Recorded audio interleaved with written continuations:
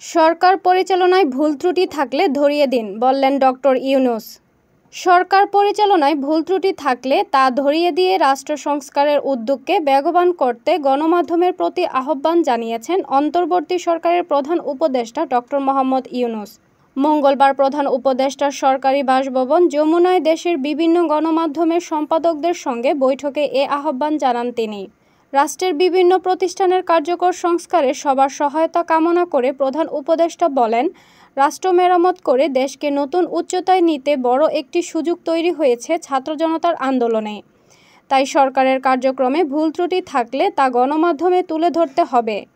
এ সময় নির্বাচন কমিশন সংস্কার সহ সরকারের উপদেষ্টাদের আরও সক্রিয় ভূমিকা রাখতে পরামর্শ দেন সম্পাদকরা।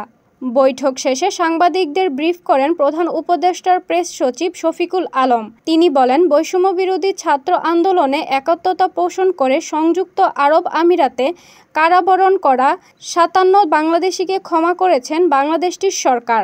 সকালে এক বৈঠকে বিষয়টি জানিয়েছেন অন্তর্বর্তী সরকারের প্রধান উপদেষ্টা ডক্টর মোহাম্মদ ইউনূস। পরবর্তীতে যমুনার বাইরে গণমাধ্যম কর্মীদের সঙ্গে কথা বলেন দ্য ডেইলি স্টারের সম্পাদক ও প্রকাশক মাহফুজ আনাম। তিনি বলেন, আমরা চাই বাংলাদেশে একটি জাতীয় ঐক্য স্থাপিত হোক। আমরা বলেছি, আমরা এ সরকারের কাছ থেকে কতগুলো গুরুত্বপূর্ণ সংস্কার আশা করছি। সেই সংস্কারের মধ্যে সংবিধান পরিবর্তন, স্থানীয় সরকারকে শক্তিশালী করা, স্বায়ত্তশাসিত সংস্থাগুলো বিশেষ করে দুর্নীতি দমন কমিশন, মানবাধিকার কমিশন, নির্বাচন কমিশন রিফর্ম করে সত্যিকার অর্থে গণমুখী সংস্থা প্রতিষ্ঠা অন্যতম। বিশেষত নির্বাচন কমিশন যেন ভবিষ্যতের সমস্ত নির্বাচন সত্যিকার অর্থে জাতির ও ভোটারদের চিন্তার প্রতিফলন ঘটায়।